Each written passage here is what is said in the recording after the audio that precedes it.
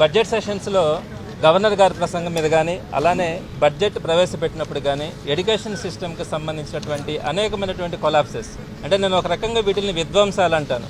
వీటన్నింటినీ కూడా కౌన్సిల్లో ప్రస్తావించడం కూడా జరిగింది.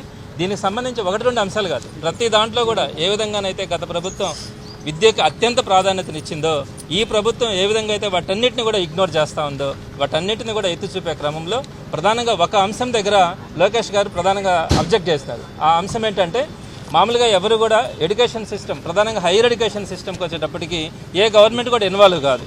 మరి అట్లాంటి పరిస్థితుల్లో 19 మంది వైస్ ఛాన్సలర్స్ ఉన్నప్పుడు 17 మంది వైస్ ఛాన్సలర్ని బలవంతంగా వాళ్ళని బెదిరించి రాజీనామా చేయించినారనే పదాన్ని మనం మాట్లాడడం జరిగింది. దీనికి సంబంధించి ఎడ్యుకేషన్ మినిస్టర్ చెప్పారు, మీ దగ్గర కనుక ఎవిడెన్సెస్ ఉంటే నాకు సబ్మిట్ చేయండి అని. నేను ఈ సందర్భంగా 4 ఎవిడెన్సెస్ని ఈరోజు కూడా సబ్మిట్ చేయడం జరిగింది. అందులో ప్రధానంగా ఒకటోది ఏంటంటే 19 మంది వైస్ ఛాన్సలర్స్లో 17 మంది వైస్ ఛాన్సలర్స్ మూకుమ్మడిగా వీళ్ళ గవర్నమెంట్ ఏర్పడిన తర్వాత జూన్ 27వ తేదీ నుంచి జూన్ 30వ తేదీ ఆ 3 రోజుల లోపల వీరందరూ కూడా రాజీనామా చేస్తూ ఉన్నప్పుడు ఎప్పుడు కూడా దేశంలో కానీ రాష్ట్రంలో కానీ ఇలాంటి పరిస్థితులు ఏర్పడినప్పుడు దాని మీదనే ఒక ఎంక్వైరీ కమిటీ వేసి ఉండాలి. సరే, దాన్ని కూడా తీసేస్తాం. వీళ్ళు ఇచ్చినటువంటి రిజగ్నేషన్స్లో ఏముంది? ఫస్ట్ లైన్లోనే వాళ్ళు మెన్షన్ చేయడం జరిగింది, మాకు ఏదైతే ఓరల్ ఇన్స్ట్రక్షన్స్ వచ్చినాయో state council of higher education chairman నుంచి గవర్నమెంట్ నుంచి మాకు వచ్చినటువంటి ఓరల్ ఇన్స్ట్రక్షన్స్ ద్వారా మేము రాజీనామా చేస్తున్నామని అందులో కొంతమంది మెన్షన్ చేస్తున్నారు.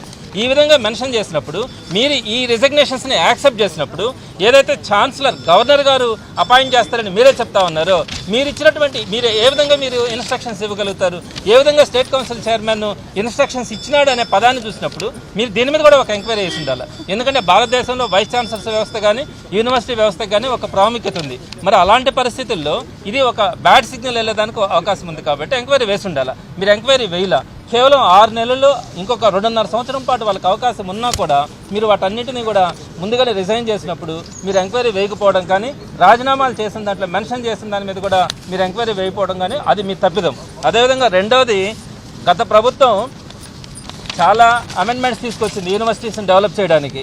ప్రధానంగా ఆంధ్ర యూనివర్సిటీకి అయితే దానికి ఇంతకుముందు తెలుగుదేశం పార్టీ గవర్నమెంట్ ఉన్నప్పుడు ఏ గ్రేడ్ ఉండేది. నాక్ అక్రిడేషన్ అన్నది మన దేశంలో ఈ యూనివర్సిటీస్కి కానీ హైయర్ ఎడ్యుకేషన్ సిస్టమ్కి కానీ ఉన్నటువంటి ప్రమాణాలను కొలిచే దాంట్లో అత్యున్నతమైనటువంటి వ్యవస్థ నాక్ అక్రిడేషన్.